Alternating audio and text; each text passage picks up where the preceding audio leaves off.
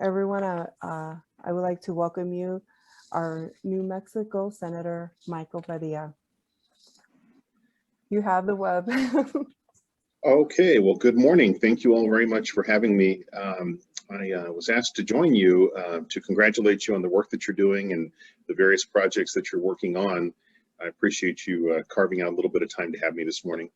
I do represent the southwest quadrant of Bernalillo County, about 85% of it. I'm sorry that I don't have very good color on the screen this morning. I don't know what I have the Kirtland Air Force Base behind me, by the way, and so I have a lot of light coming in from there. But anyway, so my district really does encompass the more historical and traditional areas of New Mexico called the South Valley, and then some of the newest parts of New Mexico, the Southwest Mesa, which is up on the hill going west of Albuquerque. And I grew up in a small town, a small area called Los Padillas, and also in foster homes all over the state of New Mexico. And for that reason, I bring a lot of different experiences to the legislature.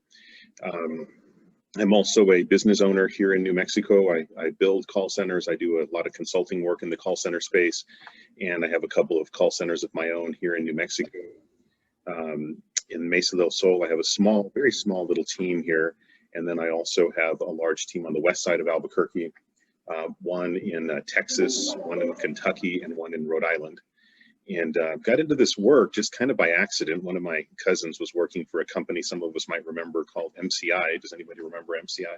They were a long distance telephone company. So I started working with them, and it was really a great experience. And I thought, I'm making a lot of other people a lot of money. I should be making this money for myself.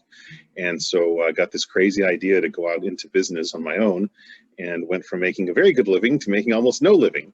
And it was really a difficult couple of years. And I told my sons, well, you're going to go to public schools and public everything all the way through, because I don't know if Dad can afford it. And it just worked out from there. So it was really, really a great experience, and happy to report that both of my sons, one of them got his master's degree last May, and the second one, they're twins, and the second one's getting his master's just next month, actually in May, 2 months from now.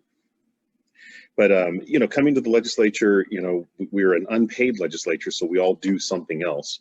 And that's what I do for a living. We have doctors, we have attorneys, we have farmers, we have social workers, we have teachers, and everything in between.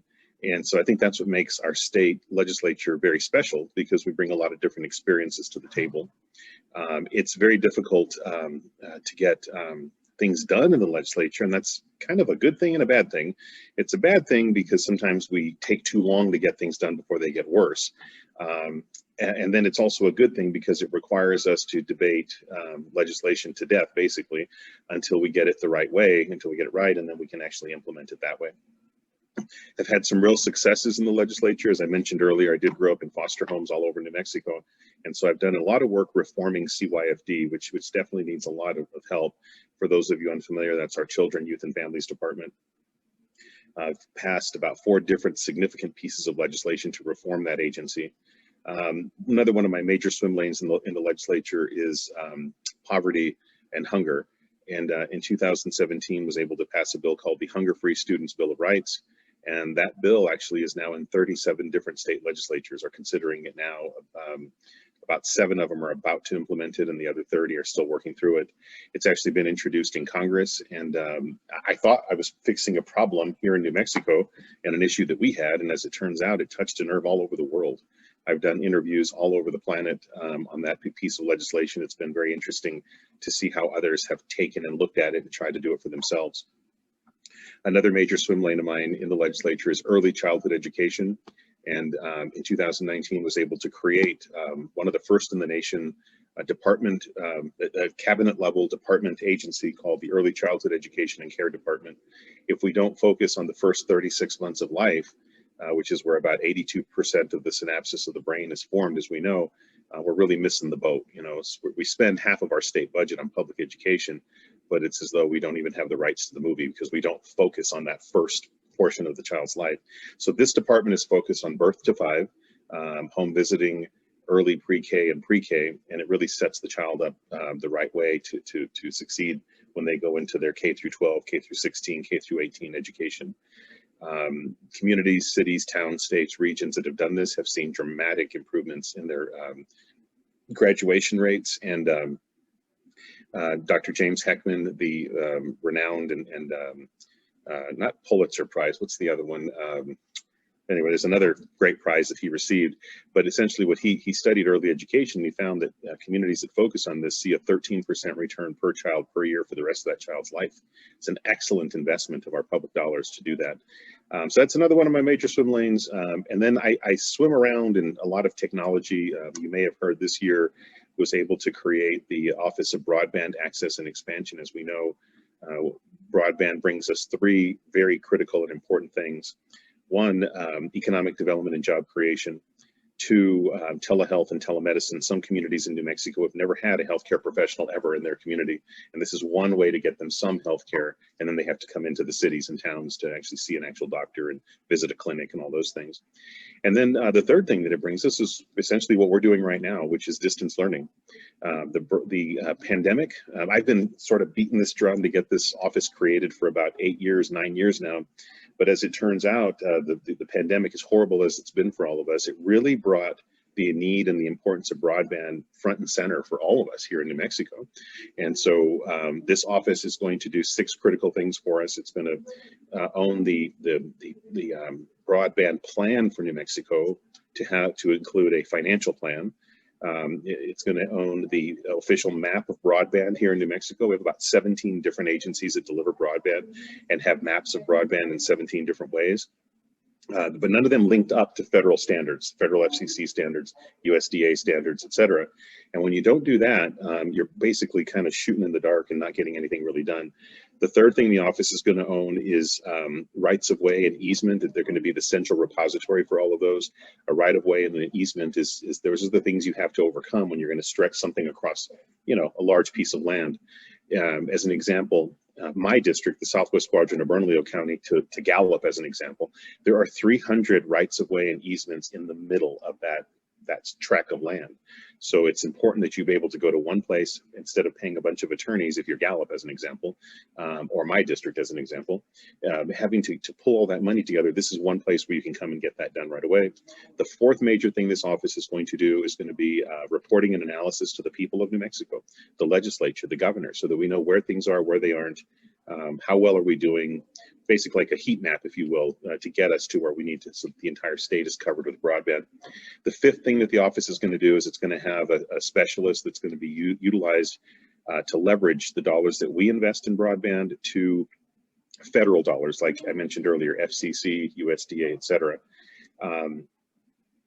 We decided this year to invest, now that we've created this office, as soon as the governor signs it, which I expect her to do, we're investing $133 million into broadband this year. That seems like a lot of money, doesn't it? And it is a lot of money to us individually and to maybe regions. But as it turns out, that $133 million can be leveraged to up to $970 million. The need in New Mexico to stretch adequate and FCC standard broadband is actually $1.3 billion right now. So won't bore you with all the stuff I did in 2017 on broadband, but there were 3 major things that happened that year. This year, I'm the chairman of the Science, Technology, and Telecommunications Committee. I always make it the year of broadband whenever I'm the chairman of that committee. And everything we did this year, you put all that together, you bring in the federal dollars, and you're going to see some dramatic improvements in broadband. I'm really, really excited about that for our state. We have some of the most difficult topography here in New Mexico to reach different parts of the state, primarily in the northwest, in the western part of New Mexico. And so as a result, we have to be able to look at all of these solutions to be able to bring this to our people.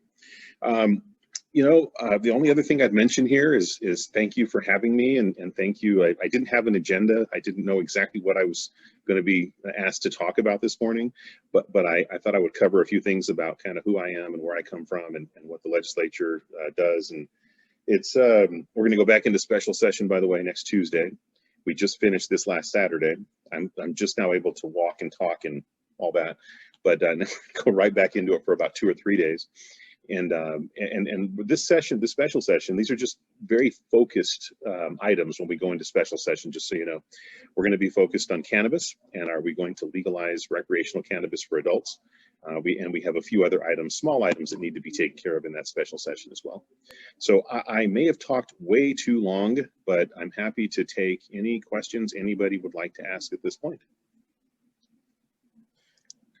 Yes, we do have a question in the chat box, Senator. Thank you for all of your important work for New Mexico. Can you talk about the plan for improving broadband a little more? Is there a plan for which parts of the state that see improvements first? Yeah, so I think that you're going to see a tremendous amount of focus on rural New Mexico, the rural parts of New Mexico. And I don't want to jump to conclusions. I happen to know, because I'm chairman of the particular committee that focuses on this kind of stuff. There are actually 3 committees that focus on it, but mine is probably the primary one.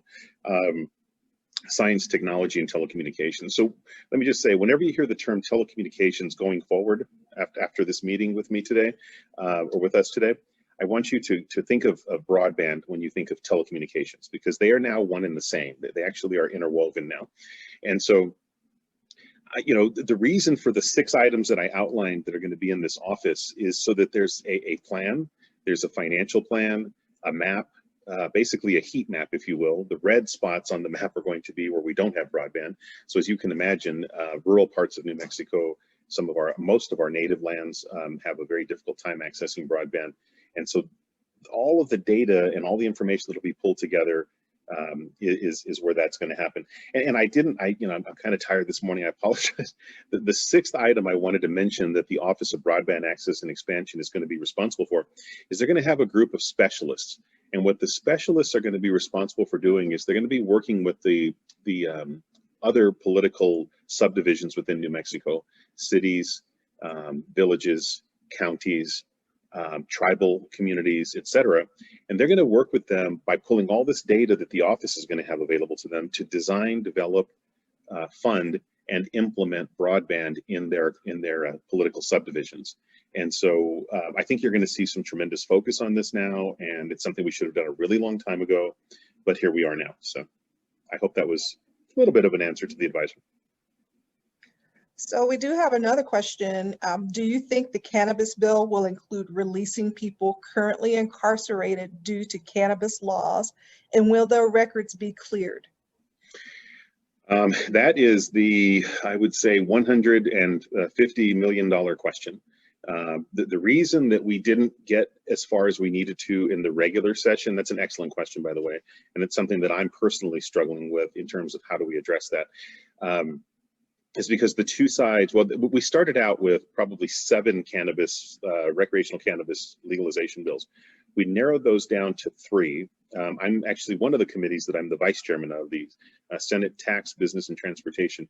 We had a full day, hearing on all 3 of those bills, and we couldn't quite get to the social justice portion married with all the particulars of bringing in the legalization of recreational cannabis.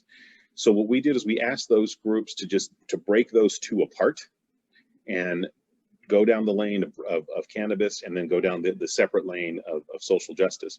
And so when we go into special session, you're going to see 2 different bills that will relate just to to this topic. I know that the folks that are working on the social justice component of it are very focused on what you just described, which is to release those that might be incarcerated right now for the criminal offense, and then how do we handle that going forward? Well, several years ago, I did vote for a bill that reduced penalties on the smaller amounts of cannabis, in their possession.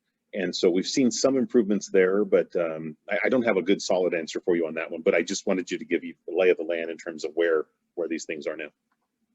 And I know that was very confusing, so I apologize. It's a very confusing topic. So you've talked about your work in early childhood education. Has there been any chatter about influencing in education how students are approached to go into STEM? There are a lot of studies out there that show, especially women and minorities, are turned off by STEM by the time before they reach middle school.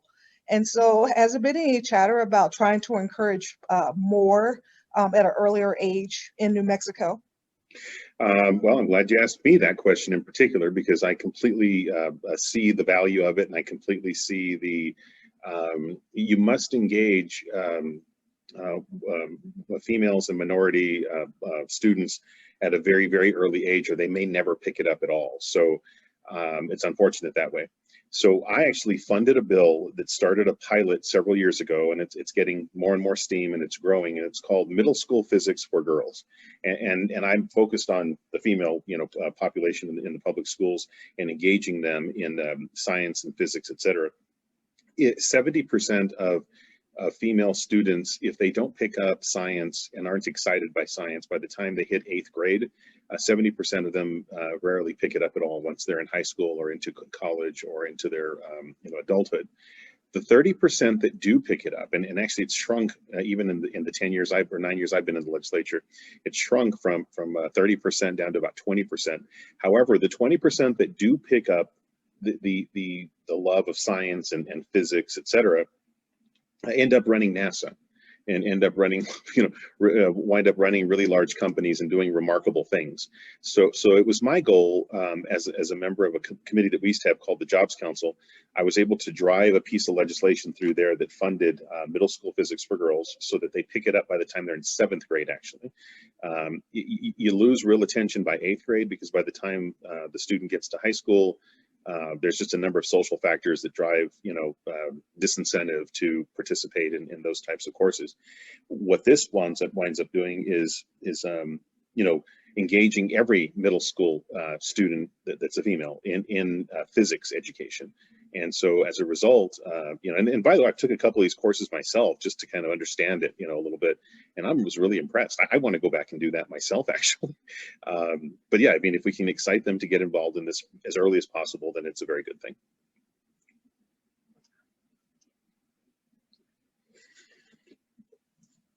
Do you have any other questions, comments, feelings, emotions? Well. But thank you very much for being with us. I know legislative just let out and you're just basically trying to catch your breath, but I really appreciate you being here with us and answering our questions and participating with us today. Is there anyone else that has any other questions, any concerns? Can I just give a shout out to a friend of mine that I see on the screen, Alexandria Pyland, Alexandria, who's here with us today. Good friend. I don't see her, I just see her name on the board, but I know that she's doing a lot of wonderful work up in Sandoval County, and I've always appreciated her work in our community. So I just wanted to wave and give a shout out to her. So. Yes, Alex is awesome. All right, well, okay. Don't want to take any more time than I need to today with you, but I appreciate you having me today, and please feel free to reach out at any time. I don't know, I looked in the chat area. If I were to type, I'm going to type something in the chat, and it's just my contact information. If I can ever be of assistance or service, I hope that you will reach out. I put my number there, and I'm putting my email address. Please feel free to share that with your membership today, okay? Thank you. Yes. Thank you very much. All right, thank you very much. I'm going to log off. Okay. Thank you very much. Have a great day. Thank you for your hard work. Have a great day. Be safe.